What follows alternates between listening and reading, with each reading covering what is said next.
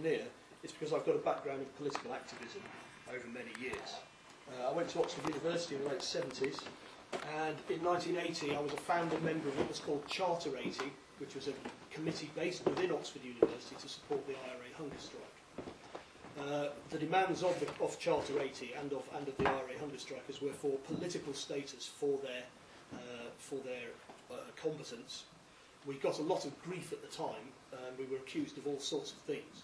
But of course, subsequently, the hunger strike and the demand for political status have been the key components in the peace that we're now seeing in Ireland, which I'm very grateful and glad that we have seen. But in other words, I was involved in what you might call fairly hardcore politics at a very young age. Subsequent to that, I've been an aid worker in Eastern Europe. I've lived in Poland. I worked in Bosnia during the war there. I wrote a book with a colleague of mine, Aldo, about market failure, Eastern Europe's economic miracle. It's 10 years out of date now. It was published 10 years ago, but it's about the mess that was made in Eastern Europe by the World Bank and the IMF after the collapse of the Berlin Wall in 1989.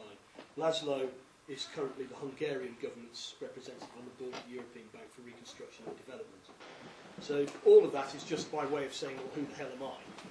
And what would I know? I'm going to talk not about 9/11 or about 7/7. I'm going to talk about false flag terrorism before those events. Because, of course, 9/11 was not an isolated event. It's an unprecedented event in the numbers killed and in the kind of political impact. But there is a well-documented history of intelligence services, Western and non-Western, engaging in this kind of state-sponsored terrorism in order to steer supposedly democratic societies in directions which otherwise they probably wouldn't want to go. One of the most, if we work, one very blatant example of that in recent years, which is the mainstream media do mention, but don't mention as much as they might, is the bombings in Moscow and Ryazan in September 1999. This is a book, it's very interesting, it's called Blowing Up Russia, and it was written and published by Alexander Litvinenko just before he was assassinated by whoever in London. And the thesis of the book, and Litvinenko's thesis, because he was an FSB agent, was that the FSB, which is the successor to the KGB, planted bombs in Moscow apartment blocks and in Ryazan apartment blocks, killing hundreds of working-class Muscovites and others. They blamed this on the Chechens. The Chechens had no motivation for doing this, of course, because they'd won the first Chechen war. Chechnya was independent at that stage and outside the Russian Federation. So why the Chechens would have wanted to bomb Moscow is a mystery. But they blamed the Chechens, invaded Chechnya, and there was an election towards the end of the year, in November, which Vladimir Putin won. Now, until these bombings took place, the lead in the party which had the lead in the Russian elections was the Russian Communist Party, which was led by Zyganov. And what was very likely to happen in the election of November of 1999 was that the Communist Party of Russia were going to win the election for president. The reason being that the economy had been ruined by neoliberalism in the previous period. People had lost their savings, they'd lost their jobs, they'd lost their personal security. Everybody was absolutely fed up, and the communists were set there to be re-elected. The wealthy classes that had emerged in Russia were not happy with that. The Western powers weren't happy with that. So the KGB, FSB, obligingly carried out this state-sponsored attack on their own people in order to start a war in a foreign country in order to win internal power for Putin. Now, it's not just me saying this. This is documented. When Litvinenko was murdered, this stuff did come out. It was mentioned on the news like what Litvinenko's allegations were. I mean, why would the Russians want to murder Litvinenko if indeed it was them that murdered him? Well, that's because he was grassing up this state-sponsored terrorism. And you've got to remember that this was in September 1999, so in many ways the FSB, KGB were in this game before 9/11. Okay? And anybody can go and check this stuff. This is widely known amongst journalists. It's widely understood that that's probably what was happening. The Western media have been very, very loath to pick this up because, of course, Putin was at that stage our man, and we were more than happy to deal with Putin, a man we could do business with, not a communist. Yeah? Somebody who will carry through privatisation. Somebody who won't reverse the reforms. Yeah? He's now turned out to be a much tougher nut than the West imagined when they sponsored him in the first place. But all of that is on the record and is widely understood. I'm quite sure if the BBC did a film about this, they would be pointing the finger at Putin without a doubt, in the way that is not happening when we are talking about the Bush administration in the US. They get different treatment. So that's the point I'm making. We've already got evidence, mainstream evidence, of exactly this kind of behaviour going on, and states behaving like that. And what you usually find is people say, well, that's the kind of thing the KGB would do, but it wouldn't happen in the West. And I just say, phooey. Right, going back, the Soviet Union collapsed because the war in Afghanistan destroyed both their military power and their economy. And in many ways, the Soviet Union was tricked into invading Afghanistan by Western intelligence agencies. Apparently, in Brzezinski's autobiography, he says that when they heard that the Russians had invaded Afghanistan, a cheer went up around the State Department because they knew that they were going to give Russia its Vietnam. Because, of course, the US government had always been looking for revenge for the defeat in Vietnam. And they inflicted that revenge on the Soviet Union in Afghanistan. So far from being unhappy when the Russians invaded Afghanistan, they were over the moon, because they thought, now we're going to get them. And of course, over time, they did. But the methods that they used are still haunting us today. This is an interesting book. It's called Jihad, The Secret War in Afghanistan. And it's written by a guy called Tom Carew, who doesn't really exist, that's a pseudonym. He was actually an SAS operative who operated inside Afghanistan with what were then called the Mujahideen, to fight the Soviet invaders and their puppet supporters. I'll just read you a brief extract from this book. He's flying back from Afghanistan. So the flight was routed via the UAE. The first leg was crowded as fuck with Pakistanis travelling there to work. But once they were offloaded, things were a bit quieter. And I was able to get my head down for a few hours' sleep. We arrived at Heathrow about 8 on Saturday morning, and we were met after passport control and taken out by a side door to a waiting car. We had a fast, easy run up the M4 into West London, and by 9:30 we were in Stag Place, being shown into a large conference room in Roebuck House, the same office building where we'd had our original briefings. There was quite an audience. Some I recognised, Lachlan and John Miley. Others were introduced, like a US Marine Corps colonel called Fred Fox. The rest remained anonymous. For the first couple of hours, William spoke and answered questions about his side of the operation, liaison with the Hezbollah, logistics, and a number of areas in which I had no knowledge. Then it was my turn, describing conditions on the ground inside Afghanistan, how the Soviets were operating, Mujahideen tactics, and so on. Late in the afternoon, I got to the opium shipments. But almost as soon as I said the words, 3 of the anonymous men got up and left the room. I stopped talking in surprise, but Lachlan told me to carry on. Don't worry about them, Tom. They don't want to know about this part of the operation. Now, in other words, the Mujahideen resistance to the Russian invasion of Afghanistan was knowingly being funded by heroin smuggling. The Western intelligence services knew what was going on and, in fact, encouraged that activity. So when we're talking about do states get up to this kind of stuff, the answer is yes. Yes, they do. And including the British state. This is the SAS involved in heroin smuggling. That means that what we're saying is that when young people in Bristol get addicted to heroin, that's a price worth paying to defeat communism. And that was a price worth paying as far as they were concerned at that time. Absolutely clear. There's a funny bit at the end of the book where it says, when I think about Afghanistan now, it's with a sense of sadness and regret. The Afghan war was Russia's Vietnam. They couldn't sustain the losses they received there and maintain the arms race with the Americans. Something had to give, and in the end it was the communist system. The ragtag irregulars of the Afghan resistance kept the Soviets fighting for 10 years, but then they let victory slip from their grasps as the country fell under the control of the Taliban.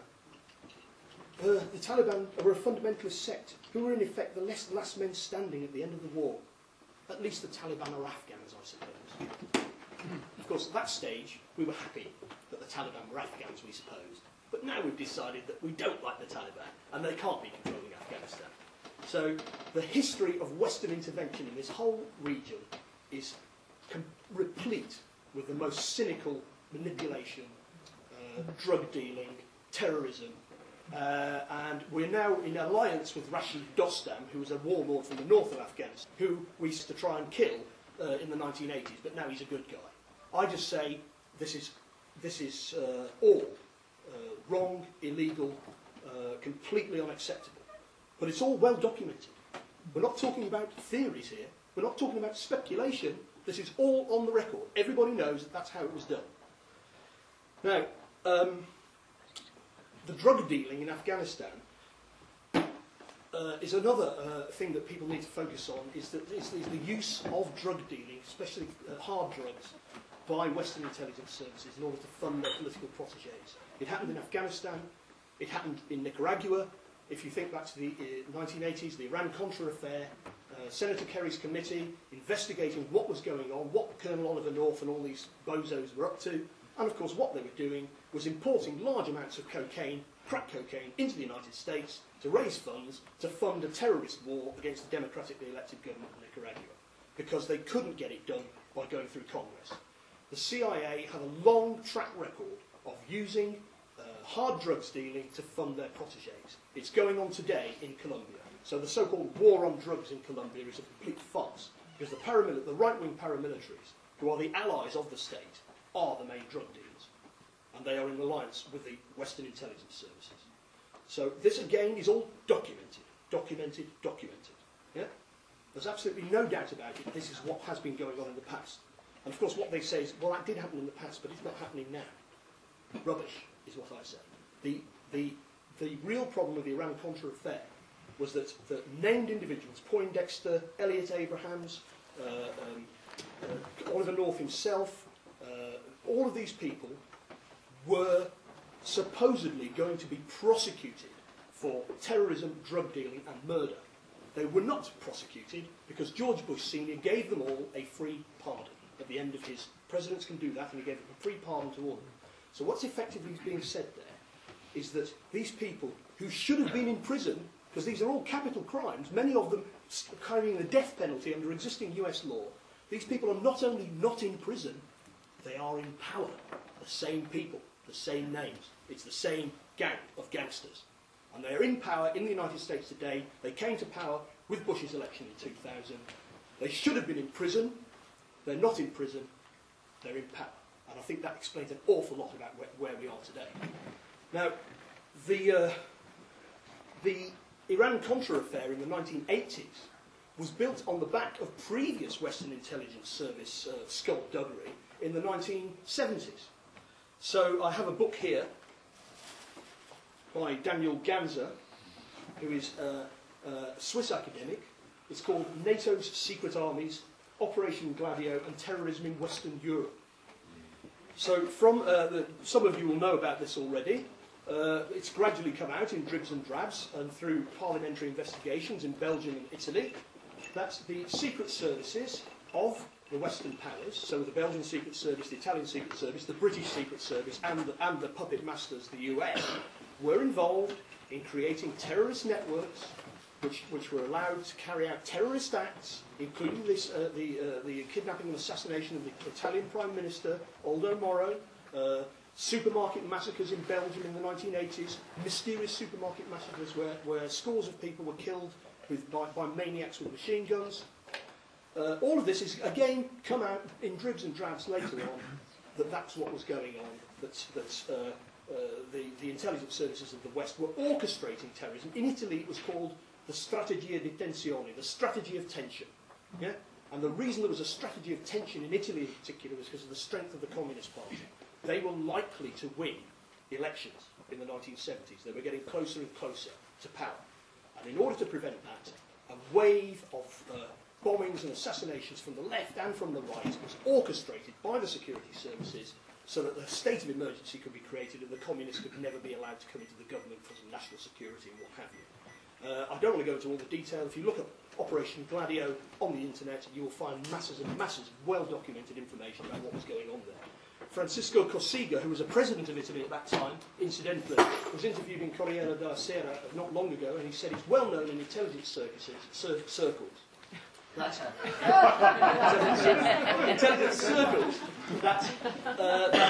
9/11 was carried out by elements within Mossad and US intelligence. Yeah? That's the former president of Italy, on the record. Yeah? Now, it was apart from the general population. that this is what's going on. The final piece of the jigsaw that I'd just like to mention before I open it up to a few questions is what's gone on in Ireland, in our own country, in the last 30 years. John Stevens, the former head of the Metropolitan Police, carried out a 14-year investigation into the British Army's actions in Northern Ireland, including basically the activities of the Forced Research Unit, as it was then called. What the Forced Research Unit were involved in was A, infiltrating the IRA, which is what you might expect, but B, also arming, training and directing the Loyalist terror campaign against the Republicans. And Stevens, after a 14-year inquiry, which was substantially obstructed by the IUC, concluded that indeed that was the case, that the British Army was involved in arming and training terrorists and was involved in carrying out terrorist actions both in this country and in Ireland.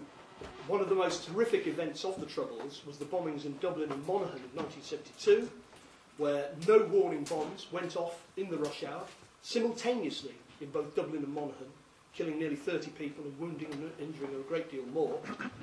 There is now a report. There was a report done by the Irish judiciary into this, not that recently, about 3 or 4 years ago now, by Justice Henry Barron, who's the head of the Irish Supreme Court. That report is the basis for the Irish government's position that those bombings were carried out by British, or certainly aided by British intelligence agents. So British intelligence agents in 1972 were involved in killing innocent people in Ireland in order to create a political effect in Dublin. What they wanted to do was to force the Dáil to pass emergency measures against the IRA. So what they did is they bombed Dublin and Monaghan, killed a load of innocent Irish people, and it's essentially like a mafia-style thing. You know, if you don't bring in this legislation against the IRA, you can have more of that. But of course, it's now all parties in the Dáil in Ireland have signed a document accusing the British government of being behind those bombings. And of course, nobody's ever been brought to justice for any of these things. A key player in the Force Research Unit was a guy called then Colonel Gordon Kerr. He's now been promoted to Brigadier, but he was named by Stevens as the principal behind the Force Research Unit's activities, including the murder of Pat Finucane and Rosemary Nelson. What's happened with him, as Tristram will know, John Ware did a panorama programme about this and followed and nailed all of this down in parallel with Stevens. What's happened to Brigadier Gordon Kerr is that he's not been arrested, he's not been charged. Have a guess where he's ended up. He's ended up as running the Joint Services Group inside the Green Zone in Baghdad. And in other words, he's a wanted criminal in Britain, but he's running a British military intelligence operation in Iraq. And if you think about those two SAS boys that were caught red-handed crashing through roadblocks in Basra with what the Iraqis said were bombs in the boot of the car, that has Brigadier Kerr's fingerprints all over it.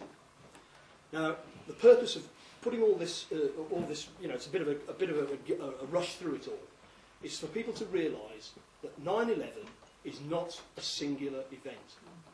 It's part of a pattern of behaviour that goes back a long way. It's a final kind of 2 fingers up to the rule of law and to democratic values. But those things have been under attack all along by these kinds of forces. We can speculate about what the motivations are, greed, money, whatever. But nevertheless, when we talk about why we're suspicious about what happened 3 years ago in London, we've got good reasons to question the official narrative of the story that was told on the day. We're not talking about that today, but there is a pattern of behaviour. Perhaps what we're seeing here is the British strategy of tension, just like in Italy in the 1970s. Because in 1980, Bologna railway station was bombed and 80 people were killed, and it turned out that that was the security services. Because, of course, Bologna was a town that voted communist. So we are now dealing with a pattern of behaviour.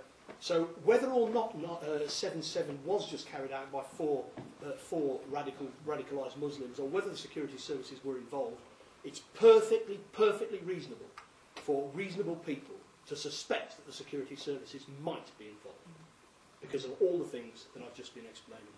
Thank you very much.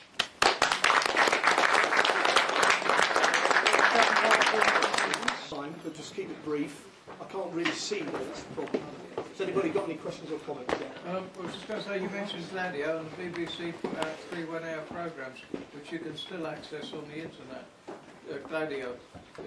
This is the Frankovich documentaries, which are in the Time Watch strand. Yeah. 3 one-hour documentaries all about Gladio. They're still up on the internet. Yeah, they're available on the internet, and again, that's an example of the BBC properly doing its job. And of course, it's in a history programme, not a current affairs programme. It's always looking backwards. Yeah. Martin, do you believe that the Bali bombings was a false flag attack as well? I believe all of them might be. Yeah, why not? I've got DVDs that says they were. Yeah, but I mean, the point is that the first question that's going to cost, what the government has got is a bloody credibility problem. Yeah? We've got to presume that they are involved, unless they can prove otherwise, because they've certainly been involved in all this other stuff. No doubt about it. But I just had, in regard to that question, apparently the United States went to Megawati Sukarno Putri, who was the Prime Minister at the time of President in Indonesia, and wanted cooperation on the war on terror. She refused, saying there was no terror in Indonesia. Yes, and now there is. And, yeah, so but it's also the Bali bomb was geared to getting the Australians into Iraq. Yeah? Because why would Australia want to fight? Yeah? Well, they're often multifaceted. Yeah. But it's the same as 9/11. Does anybody else want to make a comment or make a question?